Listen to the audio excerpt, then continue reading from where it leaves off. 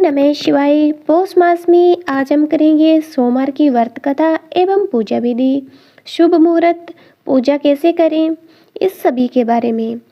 सोमवार की संपूर्ण कथा भी करेंगे। चैनल पर पहली बार आए हैं तो चैनल को सब्सक्राइब करना। आप सभी भक्तजनों का दिन शुभ और मंगलमय हो। पौष मास में सोमवार का व्रत चंद्रदेव और भगवान भोलेनाथ की अर्चना हेतु किया जाता है। इस व्रत को श्रद्धापूर्वक करने से मानसिक कलेशों से छुटकारा मिलता है एवं सभी मनोकामनाएं पूर्ण होती है। यदि श्रावण के महीने में सोमवार का व्रत किया जाए तो अधिक फलदायक होता है। पौष मास में भी बहुत अधिक मनोकामनाओं की पूर्ति हेतु होता है। उपवास रखकर भगवान शंकर, माता पार्वती की पूजा अर्चना करनी चाहिए। दिन में एक बार भोजन करना चाहिए। सोमवार व्रत रखने से स्त्रियों को पति, पुत्र एवं सुख मिलता है। भगवान शंकर की पूजा का श्रेष्ठ समय सुबह माना जाता है। सोमवार के दिन प्रातःकाल ब्रह्म मुहूर्त में उठकर नित्य क्रम से निवृत्त हो स्नान कर पूजन हेतु ध्यान कर भस्म धारण कर कुशा पर बैठे, पूर्व अथवा उत्तर दिशा की ओर मुख रखें। चौकी पर सफेद कपड़ा बिछाएं, उस पर तांबे पर खुदा सोमवार यंत्र और भगवान शिव की प्रतिमा तथा शिवलिंग की स्थापना करें।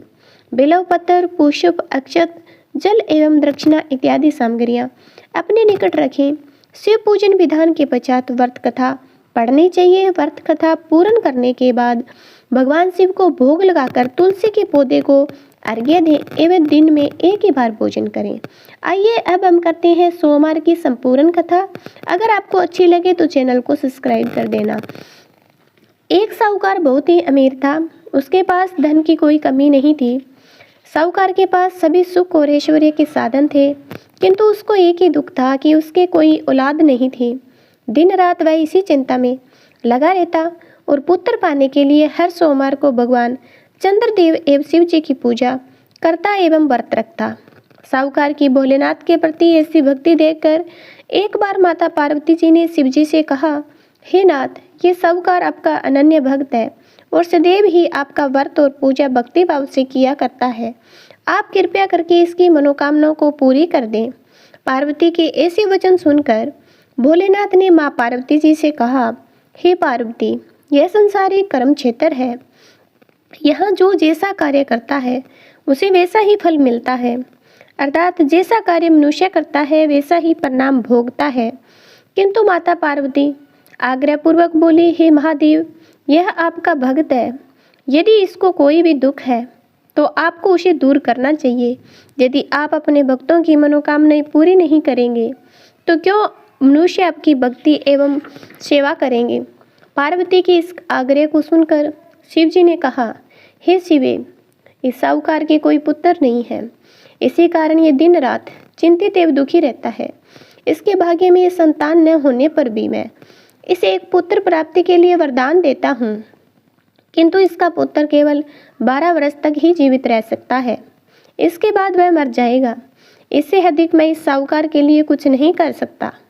यह सब बातें साहूकार सुन रहा था। उसे ये सारी बातें सुनकर न तो कोई खुशी हुई न ही कोई दुख हुआ। वह पूर्ववत शिव जी की पूजा एवं व्रत करता रहा।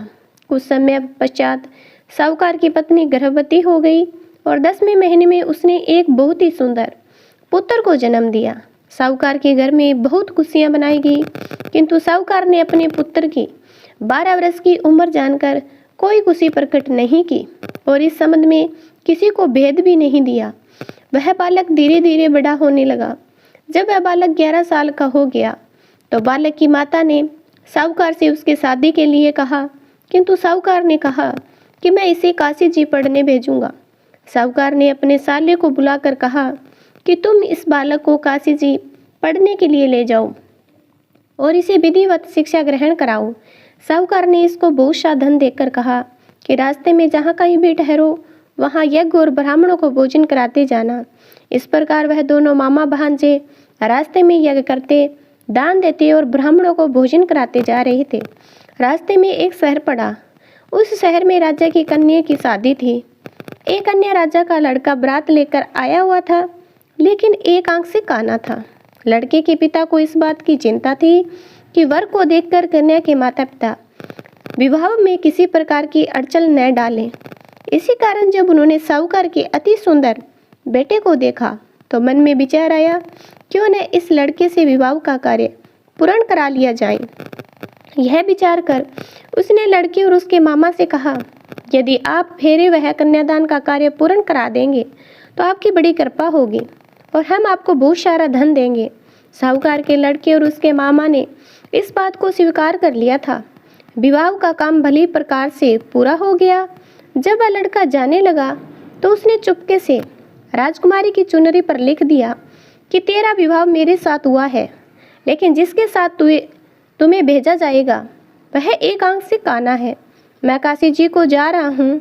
राजकुमारी ने इस प्रकार लिखा पाया तो उसने राजकुमार के साथ जाने से इनकार कर दिया और कहा, मेरा पति नहीं है।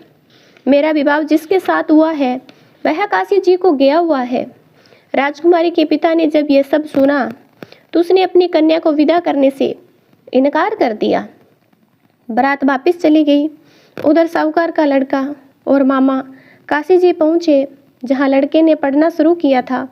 अपना अतिरिक्त समय मामा भांजे यज्ञ दान आदि में व्यतीत करने लगे। इस प्रकार कई महीने बीत गए। जब लड़का 12 साल का हुआ तो उस दिन लड़के के मामा ने यज्ञ का आयोजन कर रखा था। अचानक ही लड़के की तबीयत खराब हो गई। लड़के के मामा ने कहा कि अंदर जाकर सो जाओ। लड़का अंदर जाकर सो गया। थोड़ी देर पश्चात लड़का मर गया। जब लड़के के मामा ने देखा कि वह मर गया तो बहुत दुखी हुआ। उसने सोचा कि मैं पहले यज्ञ का कार्य पूरा कर लूं, तब कुछ सोचूंगा। लड़के के मामा ने यज्ञ पूरा किया और फिर रोना शुरू किया। वह बहुत जोर जोर से रो रहा था। संयोगवश शिवजी और पार्वती उधर से जा रहे थे। पार्वती जी ने भोलेनाथ से कहा, हे नाथ, कोई दुखी व्यक्ति रो रहा है, उसके कष्टों को दूर कर दो। जब शिवजी और पार्वती जी वहाँ पहुँचे तो उन्होंने देखा कि वहाँ एक लड़का मरा हुआ पड़ा है।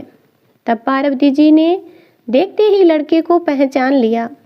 पार्वती जी ने लड़के के मरने का कारण पूछा तो भोलेनाथ ने बताया, हे गौरी, इस लड़के की आयु इतनी ही थी, ये अपनी आयु पूरी कर चुका है।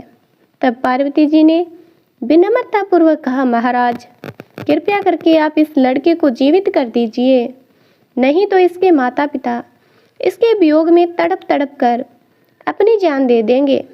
माता पार्वती की बात सुनकर शिवजी ने लड़के को पुनः जीवित कर दिया। शिवजी की कृपा से लड़का जीवित हो गया। शिव शंकर वह पार्वती जी शिवधाम चले गए। शिक्षा पूरी होने पर लड़का और उसका मामा पहले की तरह यज्ञ करते, ब्राह्मणों को भोजन तथा दक्षिणा देते हुए अपने घर की ओर चल दिए। रास्ते में दोनों उसी शहर में आए जहाँ पर उस लड़के की शादी हुई थी। वहाँ पहुंचकर दोनों ने यज्ञ करना शुरू किया। जब ये दोनों यज्ञ कर रहे थे तो लड़के के ससुर वहाँ के राजा ने उधर से घोड़े पर बैठकर अपने सेवकों के साथ जा रहा था। उसने लड़के को पहचान लिया। राजा ने महल में ले जाकर दोनों की खूब सेवा की। कुछ समय राजा के महल में रहने के बाद लड़के ने राजा से जाने की आज्ञा ली। राजा ने अपनी लड़की को लड़के के साथ विदा किया और बहुत सारा धन एवं दास दासियों को भेजा। जब वे अपने शहर में आए तो लड़के के मामा ने कहा, पहले मैं तुम्हारे माता पिता को तुम्हारे आने की खबर सुना आता हूँ, तब तक तुम अपनी पत्नी सहित आराम करो। ऐसा कहकर लड़के का मामा साहूकार और उसके पुत्र के आने की खबर देने चला आया। घर आकर उसने देखा कि उसकी बहन और बनोई छत पर बैठे हुए हैं।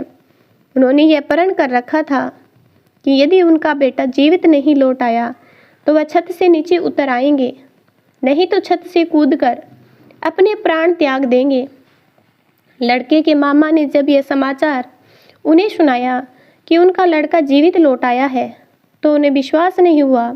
तब लड़के के मामा ने शपथ खाकर कहा कि आपका पुत्र अपनी स्त्री और बहुत से धन और दास दासियों सहित घर आया है। तब साहूकार और उसकी पत्नी छत से नीचे उतर आए और प्रसन्नता के साथ अपने बेटे और बहू का स्वागत किया। सभी प्रसन्नता के साथ रहने लगे। इस प्रकार भक्ति भाव से जो प्राणी सोमवार के व्रत का पालन करता है तथा प्रेम पूर्वक इस कथा को सुनता या पढ़ता है उसके सभी कष्ट दूर होते हैं, सारी मनोकामनाएं पूर्ण होती है और इस लोक में सभी सुख सुविधाओं को भोग कर अंत में उसे शिवलोक की प्राप्ति होती है। इस प्रकार सोमवार के व्रत को 16 सोमवार तक ही करें, फिर उद्यापन करें। इस व्रत के प्रभाव से मानवों को सभी प्रकार के सुखों की प्राप्ति होती है। इस व्रत के बारे में कहा गया कि ग्रहण आदि में जप, ध्यान, हवन, उपासना, दान आदि सत्य कार्य करने से जो फल मिलता है वही फल सोमवार के व्रत से मिलता है। केदारनाथ का ब्रह्मा कमल से पूजन, दर्शन, अर्चन तथा केदार क्षेत्र में निवास का विशेष महत्व है। इससे भगवान शंकर की प्रसन्नता और शिव की कृपा प्राप्ति होती है। इसी प्रकार ये हमारी संपूर्ण कथा आपको अच्छी लगी है तो चैनल को ज़रूर सब्सक्राइब करना और एक प्यारा सा कमेंट करना।